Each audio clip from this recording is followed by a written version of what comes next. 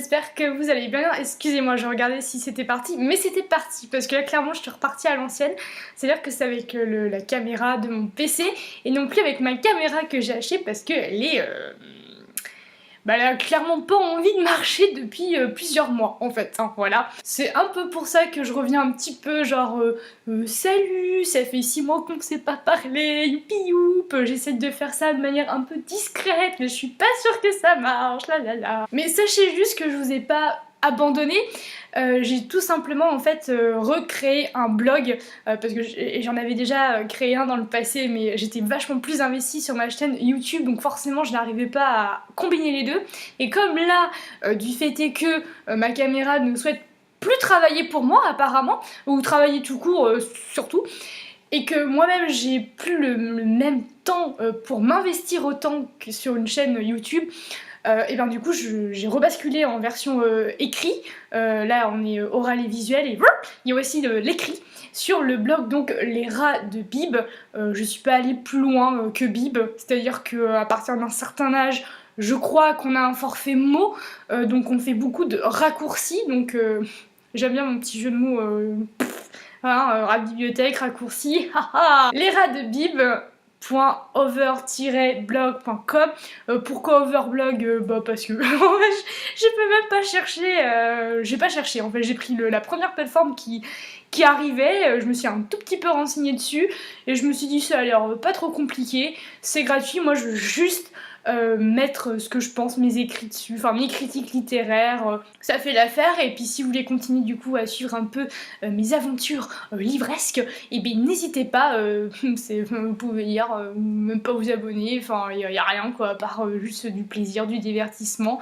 Et par contre moi je serais contente de continuer à échanger avec vous parce que c'est ce qui me manque le plus. Ça ne me manque pas spécifiquement de passer à la caméra, c'est-à-dire que là vous vous rendez pas compte, mais c'est la deuxième fois que je tourne tellement je suis en mode stress, parce que ça fait longtemps que j'ai pas fait ça, hein. D'ailleurs on va le voir, il y a rien d'écrit et tout, enfin mais bon bref. Par contre je suis super contente de vous parler, donc c'est pour ça que j'ai recréé un blog, parce que je veux maintenir ce lien là. Et alors vous verrez aussi que je vais pas parler que de bouquins, essentiellement de bouquins, hein, on va pas se mentir, on va pas se raconter des histoires, mais il y aura de temps à autre, si ça intéresse certains d'entre vous, il y aura peut-être d'autres sujets, je sais pas pourquoi je dis peut-être, il y aura d'autres sujets à aborder, mais ça sera pas... la lumière ne sera pas dessus en tout cas. Voilà, je vous laisse découvrir ça, il y a déjà quelques petits articles. J'ai commencé à mettre en place un rendez-vous mensuel qui s'appelle c'est le premier je balance où, et qu'est-ce que je m'éclate ma race. C'est pas ultra beau, mais bon, c'est représentatif. Aujourd'hui je reviens parce que Maxime Chatham, donc vous savez que c'est un de mes auteurs, hein, si vous m'avez suivi, si vous n'êtes pas trop langui de mon absence, vous savez que Maxime Chatham, j'adore. Et pourtant, je suis pas fan de tout ce qu'il fait, j'ai pas suivi tout ce qu'il a fait non plus, mais alors là, voilà, il revient avec un thriller, je me dis super, je le kiffe en thriller ou en polar, c'est là où je le préfère. Et d'ailleurs c'est surtout un peu grâce à lui, un peu beaucoup Simone, que du coup j'ai trouvé ma passion, notamment dans le genre du polar, même si maintenant je commence un peu à m'essouffler et que du coup, heureusement, je vais arriver vachement à mes plaisirs en termes de lecture, mais je reviens toujours vers mes premiers amours, qui est le polar, grâce à Maxime Chatham. Et si vous voulez en savoir plus, j'ai fait d'autres vidéos qui racontent parfois certaines anecdotes, tout ça, donc j'étais super contente. Je suis allée l'acheter le 24 octobre, donc jour de sa sortie. Et alors le pire c'est que j'ai vu sur Facebook, je sais pas, ma main n'y est pour rien, hein, mais vraiment je suis un peu colère. C'est-à-dire que le 23 octobre, il y avait déjà des gens qui l'avaient eu. Oh, il était dans mon magasin, oh mon chéri me l'a acheté. Ah, mais bande de tricheurs les mecs, moi j'ai attendu le 24 octobre quoi, mince. Attends, si j'avais su, moi aussi j'aurais braqué mon libraire et puis j'aurais dit vas-y, je sais que tu es en stock, passe-le-moi. Bon, voilà. C'était la petite partie colère. Je crois que j'ai loupé ma carrière d'actrice. Je voudrais faire d'abord un premier point focus on the couverture. Alors en fait oui, là je l'ai pas avec moi le bouquin parce qu'en fait je l'ai laissé à mon papa. Salut papa. Mais donc ne t'inquiète pas, j'ai fait des photos donc pour vous montrer. Je suis passée du tutoiement au vouvoiement en une phrase, on va dire que ça va passer discrètement comme mon retour. Je vais pouvoir donc illustrer mon propos avec des toffs. Des toffs, c'est des photos dans mon langage chelou, bizarre, pas très français, mais je fais genre que je suis française. La couverture, elle est noire, hein, avec les écritures en argenté. La ferme qui fait partie, c'est un endroit principal parce qu'en fait on va suivre une famille qui arrive dans cette ville et qui vont habiter là, donc ça fait partie. Donc il y a juste ce dessin un peu comme ça, un peu gravé. Voilà, c'est une gravure, c'est magnifique. Pareil, à l'intérieur, on a le plan de la ville qui fait un peu, alors pas effet gravure, mais enfin c'est très très très bien fait. On a les bordures des pages noires, histoire de te mettre un peu dans l'ambiance, et tu as un cadre noir en bordure de toutes les pages. Donc vraiment, ça vous met clairement dans l'ambiance bien sombre, hein. Moi j'ai trouvé ça super parce que ça fait du coup presque plus objet livre, objet vraiment cadeau, enfin livre cadeau, qu'un simple livre que finalement tu dis ouais, si je l'achète en numérique. Bon après pourquoi pas aussi, hein, par contre parce qu'il fait 750 pages et moi clairement j'ai pris du muscle à tenir le machin à bout de mes petits bras, mais vraiment ça vaut clairement le coup au niveau papier, c'est du très très beau travail. Merci Albin Michel, enfin aux éditions et au graphisme. Ce cadre noir vous fait ressentir vraiment un état un peu d'emprisonnement, d'enclave, hein, et ça illustre notamment cette ville qui est en bordure de mer, donc qui est en bout de terre, hein, qui a des montagnes tout autour, que pour déjà y aller, il n'y a pas 36 chemins, il y a 2 routes, donc forcément il y a aussi 2 routes pour en ressortir, donc c'est compliqué, il faut être motivé pour y aller, et surtout très motivé pour en ressortir, et c'est vraiment je trouve que ça va avec l'expérience de lecture qu'on a aussi, parce que c'est dur d'en rééchapper. On est très content d'en rééchapper parfois, pas parce que c'est mauvais, hein, je vais revenir. Et à la fois, on a du mal parce qu'il y a du suspense, il y a des moments où vraiment l'action, c'est pas possible, tu peux pas lâcher le bouquin, quoi. Donc il y a vraiment un côté genre prisonnier, enclave. Voilà, c'était juste un petit point graphisme que j'avais envie d'exposer, parce que pour le coup, il y a matière à. Je dirais juste, par contre, que la bordure noire, c'est très joli, hein, les pages en fond noir comme ça, enfin en fond blanc, mais noir. Hein. Alors, par contre, quand vous flippez votre moment, parce que, bon, bah, je vais commencer à introduire ça, que c'est un roman d'épouvante, vous avez les mains un peu à moite. Et en plus, quand ça fait 2 heures que vous tenez le bouquin, bon, bah voilà, il se passe des choses physiques hein, qui se passent entre vos doigts et la page. Et alors, par contre. Je suis revenue avec les doigts mais noirs, et j'ai dégueulassé toutes mes pages, notamment vers la fin, les 200 premières pages, il n'y a pas une page où il y a ma trace là de petits doigts, là, de pouces, là, de pfff. Ah mais gros, ça fait vraiment gros dégueulasse, donc oui c'est très joli, mais pas pratique, hein, ça... Bon après ça reste un bouquin, mais juste ça fait un petit peu chier que tu salis vraiment tes pages en mode c'est caca boudin quoi. J'ai l'impression d'avoir entendu des gens. Mais non, on est d'accord qu'il n'y a personne. Flippette la meuf. On va suivre une famille de 5 personnes, donc les parents et 5 enfants, dont un bébé et un chien, un labrador, et qui vont s'installer donc à je vais le noter, je vais l'écrire, c'est mieux. C'est-à-dire que pendant mes 6 mois d'absence, j'ai toujours pas appris à parler très bien français et encore moins l'anglais, alors c'est pour vous dire que là, pas beaucoup de choses qui ont changé. C'est une ville donc très très très loin de New York, c'est exactement ce qu'ils recherchaient. Ils viennent d'habiter du coup dans une ferme pendant l'été, avant la rentrée. C'est une ferme rénovée, mais il se trouve que quand ils sont arrivés, il commençait à y avoir des disparitions bizarres de gens qui n'étaient pas censés disparaître et dont on n'arrive pas toujours à expliquer le pourquoi du comment. Et même il y a des morts même très étranges, et tu commences à te dire que ouch, de quoi cette ville hein, bon, pour faire simple, c'est une ville qui est hantée par les histoires de son passé et comment ça réagit avec les personnages qu'on va découvrir et surtout ces nouveaux arrivants. C'est un roman d'épouvante super bien écrit. C'est un très bon cru cette année de Monsieur Chatham et dont je n'ai pas boudé mon plaisir. Lui-même explique dans une vidéo que j'ai vue sur la chaîne bipolar.tv TV, très français, hein. .tv que je vous mets en barre d'infos.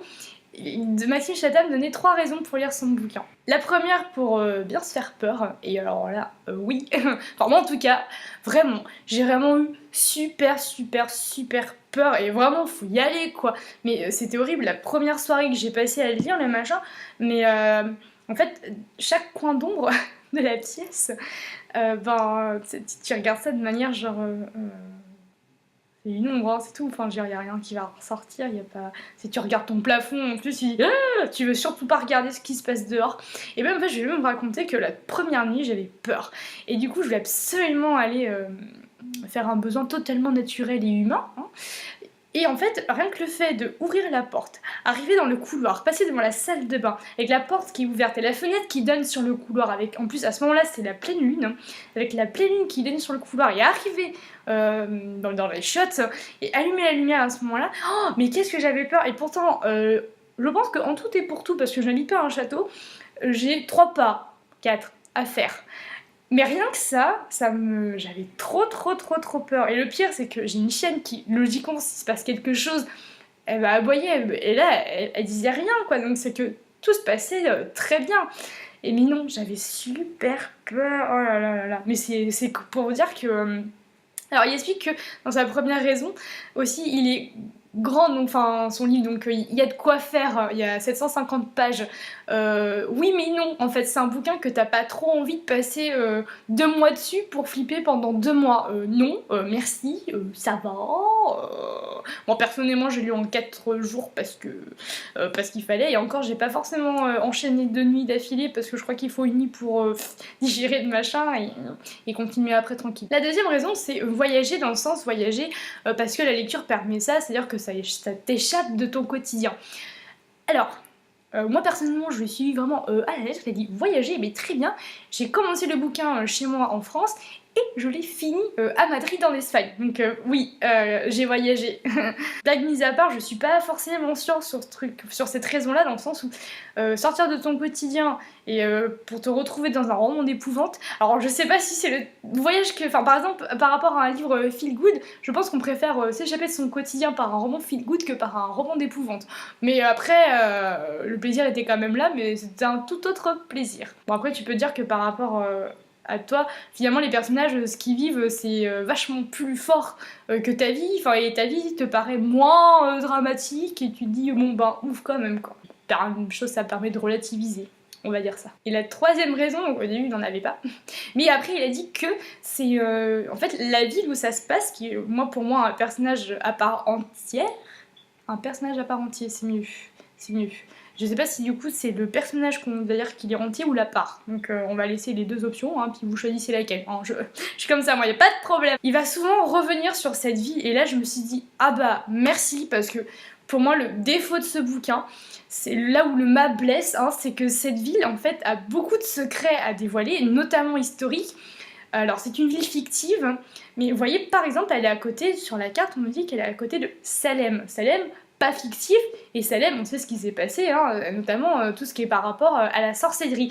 Et moi je me dis, oh mais c'est trop bien ça, c'est trop chouette, et je suis restée sur ma faim pour ce côté-là. Il y a d'autres histoires liées au passé de l'Amérique, et qui peut aussi se retrouver dans cette ville, et je trouve qu'à chaque fois ça a été un peu en surface, et du coup ça manque clairement de profondeur, et là il y avait grave moyen quoi.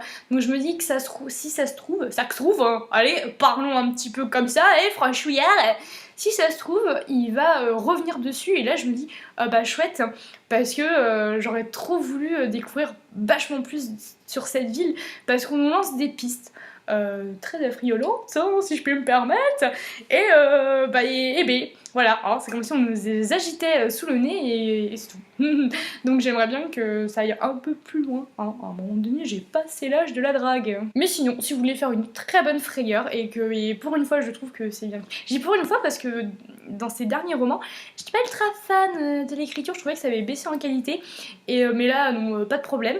Je trouve même que ça fait vraiment penser à du Stephen King, et c'est pas du tout une mauvaise critique, dans le sens où je sais que ça fait partie des grandes influences de Maxime Chatham, et puis moi-même j'aime beaucoup Stephen King, donc c'est vraiment plus, j'ai vu ça comme un hommage. Voilà, j'ai vraiment vu ça comme un hommage, et bien fait, et j'ai pas non plus boudé mon plaisir là-dessus, parce qu'il y a une partie enquête avec des gamins, une partie enquête avec avec un policier, les parents, enfin tout le monde mène un peu son enquête sur ce grand mystère qui arrive dans cette ville. Hein. Les habitants vont un peu flipper à leur race eux aussi. Hein. Voilà, il y a quand même une grande menace qui plane dessus. Et j'ai retrouvé, ça fait un peu mélange de Stranger Things, j'ai pensé à ça aussi, avec Stephen King, vraiment côté bande de gamins.